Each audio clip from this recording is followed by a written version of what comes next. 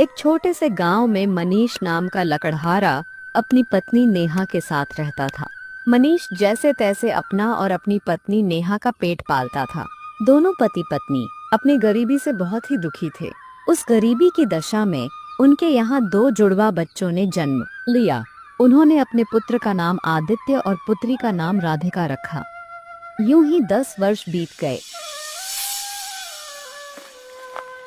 एक दिन जब लकड़हारा लकड़ी काटकर जंगल से अपने घर वापस लौटता है तो उसने देखा कि उसके दोनों बच्चे घर के बाहर खड़े हुए रो रहे हैं।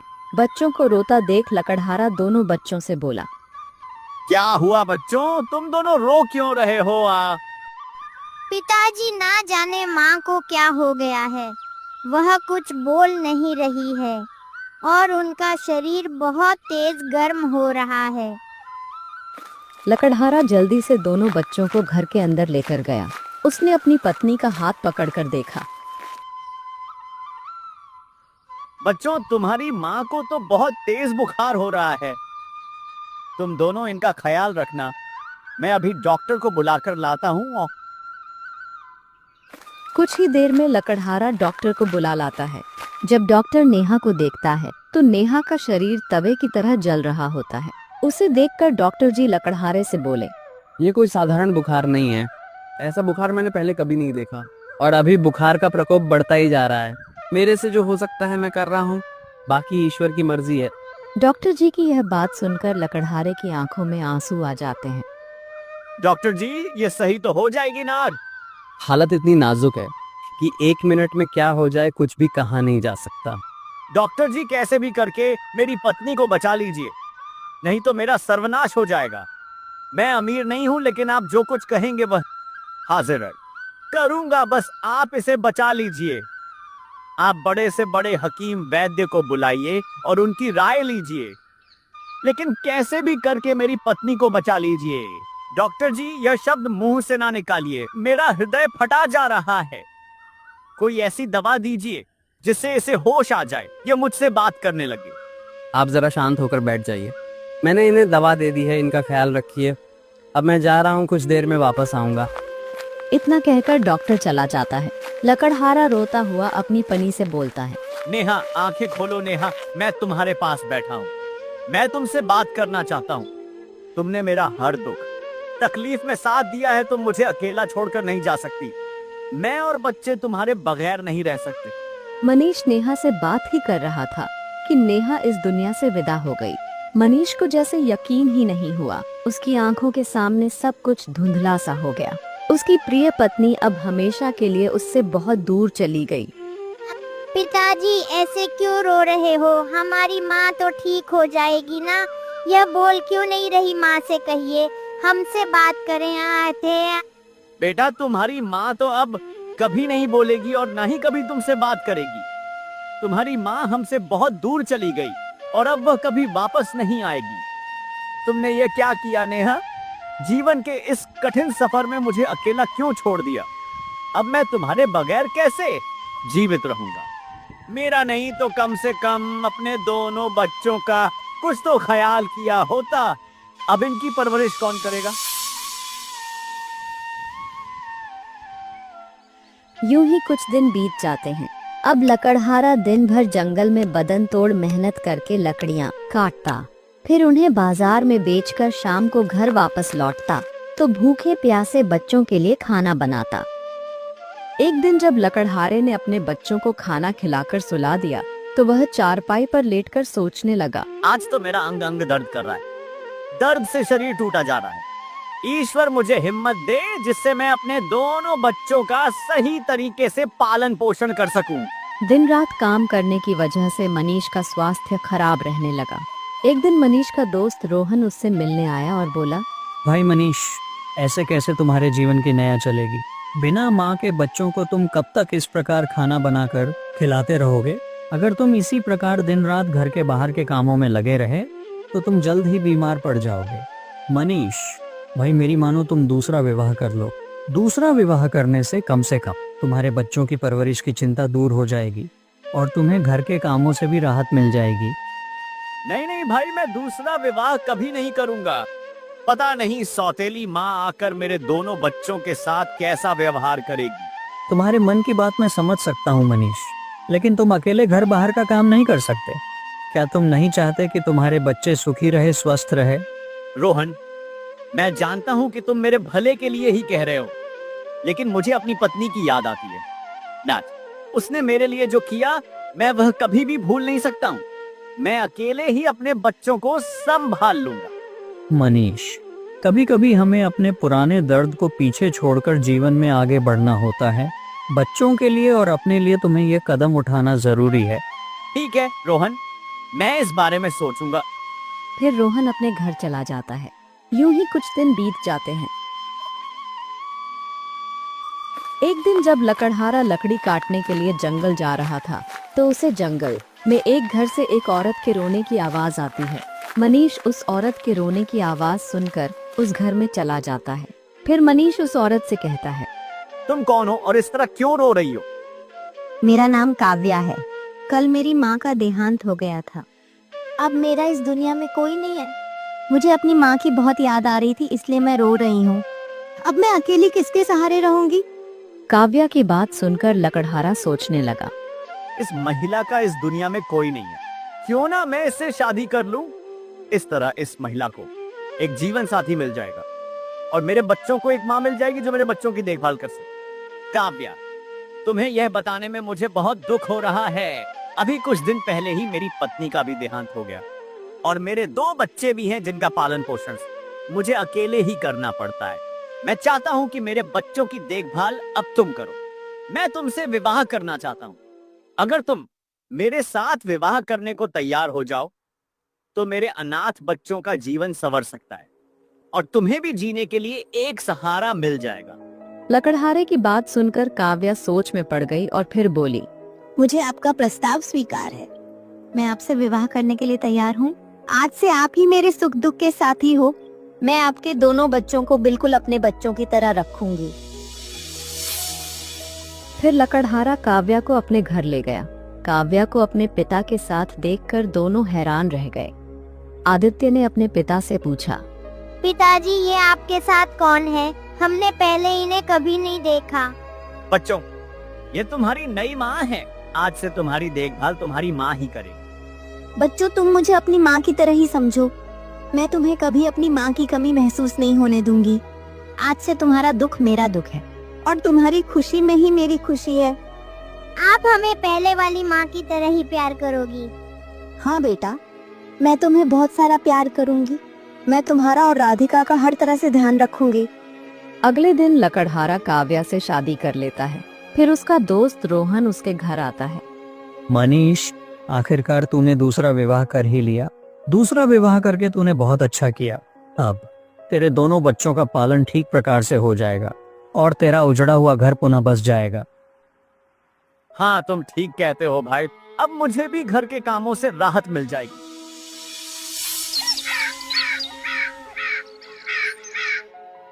अब काव्या ने दोनों बच्चों का हर तरह से ख्याल रखना शुरू कर दिया था।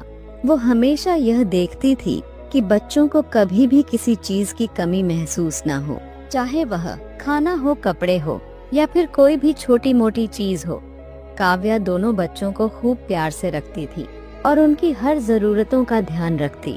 बच्चे भी अब काव्या को अपनी माँ के रूप में स्वीकार कर चुके थे और अपनी सौतेली माँ से बहुत खुश रहने लगे थे। काव्या ने प्यार और देखभाल से बच्चों के जीवन में खुशी और संतुष्टि की एक नई चमक पैदा कर दी थी। यह सब देख के लकड़हारे के दिल को बहुत सुकून मिलता था। इस तरह कुछ दिन बीत जाते हैं। काव्या एक बहुत सी सुंदर लड़का को जन्म देती है। लकड़हारा अपनी छोटा बच्चा को देखकर बहुत खुश होता है। वो उस छोटा बच्चा का नाम अंकुर रखता है। अब काव्या सारा दिन नवजात बालक के प्यार दुलान में ही डूबी रहती थी। फिर उसने आदित्य और राधिका का ख्याल रखना छोड़ दिया था। एक दिन राधिका अपनी सौतेली माँ से बोली, माँ, आपको क्या हो गया है? जब से अंकुर पैदा हुई है तब से आपने हमारा ख्याल रखना बिल्कुल ही छोड़ दिया है। हाँ माँ, राधिका सही कह रही है। हम दोनों सुबह से भूखे हैं। हमने कुछ नहीं खाया है। भूख से हमारे पेट में दर्द हो रहा है। तुम मुझे समझते क्या हो? मैं क्या तुम्हारी नौकर हूँ? जो हर वक्त तुम्हारी सेवा करती रहूं। तुम दोनों ने मेरा जीना हराम कर रखा है। हर वक्त बस खाने को मांगते रहते हो। काव्या गुस्से में आकर दोनों बच्चों की खूब पिटाई करती है और फिर उन्हें घर से बाहर निकाल देती है। शाम को जब लकड़हारा लकड़ी काटकर घर वापस लौटता है तो देखता है कि उसके दोनों बच्चे घर के बाहर बैठे रो रहे हैं। बच्चों, क्या हुआ? तुम घर के बाहर बैठे क्यों रो रहे हो? तुम्हारी माँ कहाँ है? पिताजी, मैं और गायत्री सुबह से भूखे हैं। क्या तुम दोनों भूखे हो? तुम्हारी माँ ने तुम्हें खाना नहीं दिया? हमने माँ से खाना मांगा था। माँ ने हम दोनों को रोटी तो नहीं दी, बदले में हमारी खूब पिटाई की और घर से बाहर भी निकाल दिया। अपने बच्चों की यह हालत देखकर लकड़हारा आग बबूला हो गया। लकड़हारा गुस्से में दोनों बच्चों को काव्या के पास ले गया और बोला, काव्या, तुम बच्चों को खाना क्यों नहीं देती हो? बच्चे पूरे दिन भूखे रहते हैं। क्या तुम मेरे बच्चों को मारना चाहती हो? क्या मैंने तुमसे इसीलिए शादी की थी कि तुम मेरे बच्चों को भूखा मारो? अपने पति की बात सुनकर काव्या भड़क उठी और फिर वह गुस्से में आदित्य से बोली, कमीने नास, बाप को घर में घुसने से पहले ही सीख पड़ा दी। बहुत ज्यादा जुबान चलने लगी है तुम दोनों की। तुम जैसे चालू और ज्यादा बोलने वाले बच्चे मैंने आज तक नहीं देखे। काव्या, क्यों खामखा बच्चों पर चिल्ला रही हो? मैंने जो पूछा है उसका जवाब दो। तुमने बच्चों को खाना बनाकर क्यों नहीं दिया? बच्चे सुबह से भूखे हैं। क्या तुम इन्हें भूखा मारना चाहती हो? हाँ, मैंने इन्हें खाना बनाकर नहीं दिया था और ना ही अब दूंगी। ये दोनों हद से ज्यादा बोलने लगे हैं और हर समय खाना मांगते रहते हैं। मैं इनकी नौकर नहीं हूँ जो इन्हें हर मिनट पे खाना बना बना कर देती रहूं। काव्या, तुम ये कैसी बातें कर रही हो? ये बच्चे मासूम है ना, समझ है। तुमने मुझसे विवाह करने से पहले वादा किया था कि तुम मेरे बच्चों का ख्याल रखोगी, इन्हें बिल्कुल अपने सगे बच्चों की तरह रखोगी। फिर अब तुम्हें क्या हो गया है? ये बच्चे मासूम नहीं हैं, बल्कि बहुत शैतान हैं। और हाँ, ये मेरे बच्चे हैं, लेकिन सगे नहीं बल्कि सौतेले हैं। काव्या, तुम्हें क्या हो गया है? अब तुम्हारे दिमाग में ये सगे सौतेले की बात कहाँ से आ गई है? देखो जी, आप मेरी बात कान खोल के सुन लो। मैं तुम्हारी और तुम्हारे बच्चों की नौकरानी नहीं हूँ जो तुम्हारे इशारों पर नाचती रहूं। मुझे अपनी बेटी के कामों से ही फुर्सत नहीं मिलती है। फिर मैं लावारिस का खाना कैसे बना सकती हूँ? खामोश काव्या, बहुत हो चुका है। तुमने जो कहा मैंने चुपचाप सुन लिया, लेकिन आज के बाद तुमने अगर आदित्य और राधिका को लावारिस कहा तो मुझसे बुरा कोई नहीं होगा। तुम अपने आप को समझती क्या? तुम्हें अपने बच्चों की इतनी ही फिक्र है तो खुद ही खाना बनाकर इन्हें क्यों नहीं खिला देते? कि तुम्हें भी तो पता चले कितनी मेहनत लगती है खाना बनाने में। ठीक है, आज से मैं ही इन दोनों बच्चों को खाना बनाकर खिलाया करूंगा। पत्नी की बात सुनकर लकड़हारे को बहुत दुख होता है। फिर वह दोनों बच्चों को दूसरे कमरे में ले जाता है और सोचने लगता है, काव्या को पहचानने में मैंने बहुत बड़ी भूल कर दी है। अब ये मेरे दोनों बच्चों का लालन पालन तो दूर की बात है, उल्टा दोनों मासूम बच्चों को परेशान करेगी।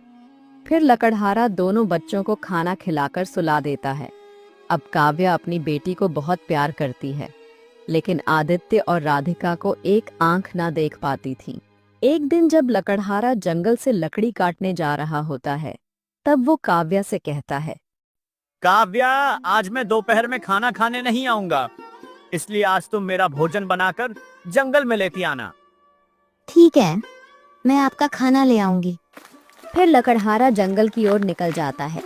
कुछ ही देर में अनुराधा खाना बनाकर तैयार कर लेती है। फिर काव्या खाने को एक पोटली में बांधकर आदित्य और राधिका से बोलती है, इधर आओ दोनों कामचोरों, तुम्हारे पिताजी जंगल में लकड़ियां काटने गए हैं। आज वो दोपहर में खाना खाने नहीं आएंगे, इसलिए तुम दोनों यह खाने की पोटली अपने पिताजी को दे आओ। माँ, जंगल में तो भयानक जानवर रहते हैं और हम अभी बहुत छोटे हैं, इसलिए हम जंगल में नहीं जाएंगे। क्या कहा? तुम बहुत छोटे हो, जुबान तो तुम्हारी बड़ों से भी ज्यादा चलती है। हाँ, 12 साल का हो गया है, अभी तक जंगल जाने से डरता है। दिन भर तुम दोनों बकर बकर करके खाते रहते हो। आज थोड़ा सा काम क्या बता दिया तो बहाना बनाने लगे। देखो तो सही, मैंने कहा चुपचाप अपने पिता को खाना दे आओ, वरना मुझसे बुरा कोई नहीं होगा। काव्या की धमकी सुनकर दोनों भाई बहन चुपचाप खाने की पोटली लेकर जंगल की ओर निकल जाते हैं। जंगल जाते हुए दोनों को बहुत ही डर लग रहा होता है। राधिका अपने भाई से कहती है, भाई, अगर जंगल में हमें कोई जंगली जानवर मिल गया तो हम क्या करेंगे? वह जानवर तो हमें खा जाएंगे। लगता है भाई हम रास्ता भटक गए हैं। तुम परेशान मत हो छोटी, ईश्वर ने चाहा तो हमें कुछ नहीं होगा। हम सही सलामत पिताजी के पास पहुंच जाएंगे। आदित्य और राधिका जंगल में पहली बार आए थे, इसलिए दोनों बच्चे जंगल के रास्तों से अनजान थे। जल्दी वह जंगल में भटक जाते हैं। आदित्य और राधिका जंगल में अपने पिता को बहुत ढूंढते हैं, लेकिन लकड़हारा उन्हें कहीं भी दिखाई नहीं देता। पिता को ढूंढने के चक्कर में दोनों बच्चे रास्ता भटक जाते हैं। लगता है भाई हम रास्ता भटक गए हैं। मुझे भी ऐसे ही लगता है। पिताजी को बहुत तेज भूख लग रही होगी। हमें जल्दी से जल्दी पिताजी को तलाश करके उनके पास पहुंचना है। दोनों बच्चे काफी देर तक अपने पिता की तलाश करते हैं, लेकिन उनका कोई पता नहीं चलता। इसलिए दोनों को बहुत डर लगने लगता है। दोनों बच्चे डरते हुए जंगल में चलते ही जा रहे थे। तभी उन्हें जंगल में एक मकान दिखाई देता है। हमें इस मकान में जाकर मकान के मालिक से मदद मांगनी चाहिए। वो जरूर जंगल का रास्ता जानता होगा। यह सोचकर दोनों उस मकान की ओर चल देते हैं। वहां पहुंचकर आदित्य ने दरवाजा खटखटाया। अंदर से आवाज आई, दरवाजे को धकेल कर अंदर आ जाओ। दोनों बच्चे घर के अंदर चले गए। घर के अंदर उन्हें एक बूढ़ी औरत दिखाई देता है। आदित्य उस बूढ़ी औरत से कहता है, दादी मम, क्या आप हमें इस जंगल का रास्ता बता सकते हैं?